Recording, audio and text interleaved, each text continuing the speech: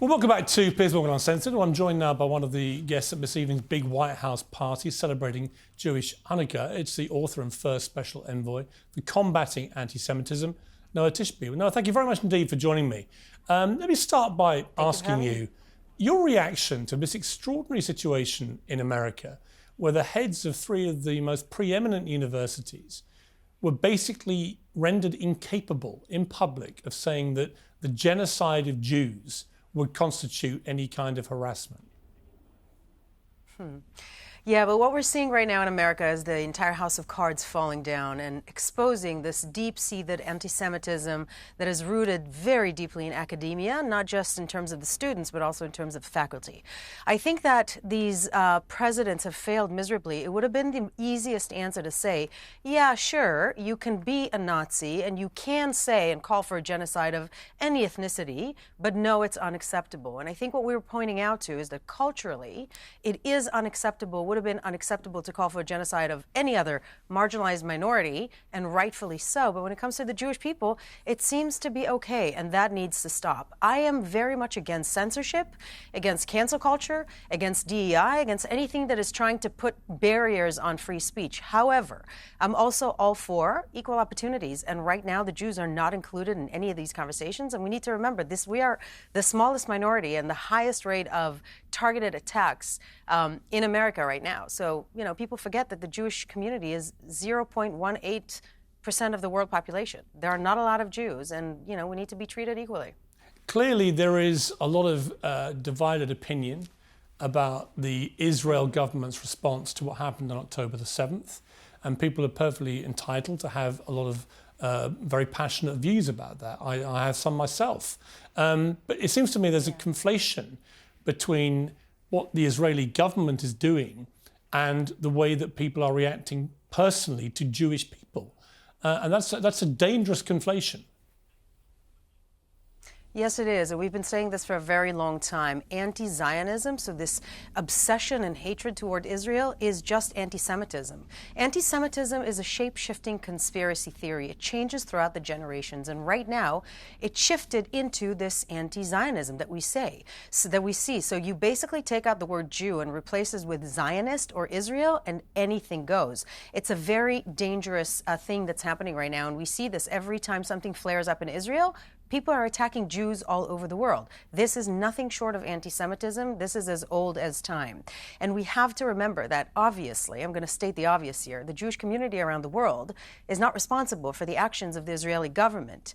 But any other country would have reacted very forcefully to the atrocities that have occurred on October 7th. And if anybody else has another solution on how we need to deal with Hamas, I'm very excited to hear what they have in mind. But it's the hardest, it's the toughest. Gaza is the toughest battleground in the world right now. And what Hamas did, what Iran did, is basically sacrifice Gaza and sacrifice the people of Gaza. So the IDF and Israel is doing the best that we can to have as little amount of casualties as possible. But you know very well that this is Hamas's objective, to have as many casualties as we possibly can, exactly because they want Israel to be in the center stage and be called out on. And this is what's happening, and we need to resist that. We need to resist that with every power, you know, with every fiber of our being. And remember, there's 139 civilians that are still in the hands of Hamas, still women and still young adults and 2 babies that they say that they don't know where they are. We know what is happening there, and we know that the West is next. If anything happens to Israel, the West is coming next, and we need to stop that, fight against it. You're an actress. We've seen after things like the murder of George Floyd and the Black Lives Matter movement, there was barely a star in Hollywood who didn't want to lasso their hat to that campaign and to be seen to be taking part in it and to be an active participant in it and to supporting the African American community in particular. But I've been struck by the very limited number of Hollywood stars prepared to put their heads over the parapet about what has been happening since October the 7th. I mean, are you surprised that more of your colleagues in the industry are not speaking out? Sadly, I'm not surprised at all. And to be honest, I'm seeing a better response this time around than I did throughout the years. Israel and the Jewish people are not a cool cause to stand behind. But I'll tell you what's even more heartbreaking. What's heartbreaking for me is various chapters of BLM supporting the Hamas terrorist attack. There is no resistance that includes raping women and beheading children and burning families alive. There isn't. And what we say, basically, one of the things that broke our hearts the most was what we call the atrocities of October 7th and then the atrocities of October 8th. Because on October 8th, before Israel did anything in Gaza, any retaliation, we saw activists and social justice warriors in America aligning themselves with a terrorist organization, not understanding the region at all. When I saw the BLM Chicago chapter posting that paraglider relating to that murderer as some sort of a freedom fighter, it's such a misguided issue. And the West is making a terrible mistake, You had a guest on your show. You tried to get him to say whether or not they want Sharia law in the West. That is the truth. That is exactly what we're dealing with. This jihadi culture that Israel is fighting against is not just against Israel. It's against the entire Western culture and civilization and everything that we hold near and dear. And we need to remember that. Israel's fighting the West's war, not just their own war. Benjamin Netanyahu, the Prime Minister, has come under a lot of criticism from within in Israel. All the polls very against him, and increasingly so, particularly because of his apparent knowledge of the financial support that Hamas were getting. And you yourself were quite critical, actually, before October the 7th, about his attempts to usurp the power of a Supreme Court, which many people in Israel certainly were, as they took to the streets in big numbers. Do you think that out of all this, when it's all over, and hopefully that comes sooner rather than later, do you think that Netanyahu will be able to continue as Prime Minister?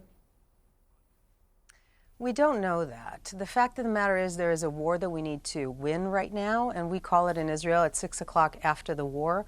This is when we're going to deal with politics. Right now, the entire country is united behind the military and behind the government, which is a unity government, in order to solve this. I think one of the things that have happened in Israel is that the conception of Hamas as a body that is intended to rule Gaza collapsed. So we all thought that if they only can help their people, they might not want to kill the Jews and slaughter Israel and wipe Israel off the map. And we were all wrong. One of the things that we understood is that Hamas, we need to listen to them for the first time, when they call in their chapter to eliminate Israel and to slaughter the Jews, that is what they want. And they were pretending for a very long time to want more work permits in Israel and to negotiate with Israel and to have conversations. In the meantime, took all that money from Qatar with the approval of the Israeli government, which was wrong. And instead of building a future for their people, they build terror tunnels 500 kilometers long underneath Gaza. There's literally a town underneath Gaza of terror tunnels. All that money that should have gone to the Gazan people had gone to Hamas. We're starting to hear voices from Gaza that are complaining finally about Hamas because they are the ones that need to be liberated. So free Gaza, indeed. Free Gaza from Hamas, not from Israel. Noa Tishby, thank you very much indeed for joining me. I appreciate it. May I use this opportunity to say one more thing? Sure. Yeah. So I want to use this opportunity because I know you have a lot of viewers in the Arab world. So I would like to use this opportunity to speak to the Arab world, to speak to the moderate Arab countries and citizens, and you know who you are. Okay? This Israeli-Palestinian conflict, the Arab-Israeli conflict, has been perpetuated and held and flamed by a bunch of other countries in the region. This was comfortable, convenient for them to keep it kind of going. There's a lot of stakes in the Arab world to solve this right now, and in order to stabilize the region again, we will need the moderate Arab countries and the moderate people, the Arab people in the region, to speak up and start doing what needs to be done. This cannot be solved just with Israel and just with the Palestinian people. There are a lot of other countries that have stakes in this, and I'm begging them to actually do this. What Hamas wanted to do, and what Hamas effectively did, is destabilize the entire Middle East. And I know that the majority of the normal people in the Middle East don't want that. They don't want jihadism, and they don't want this extremism. And it's time that we actually start reimagining what the Middle East is going to be like. in the day after Hamas is gone. Noa Tishby, thank you very much indeed. I appreciate it. Thank you for having me.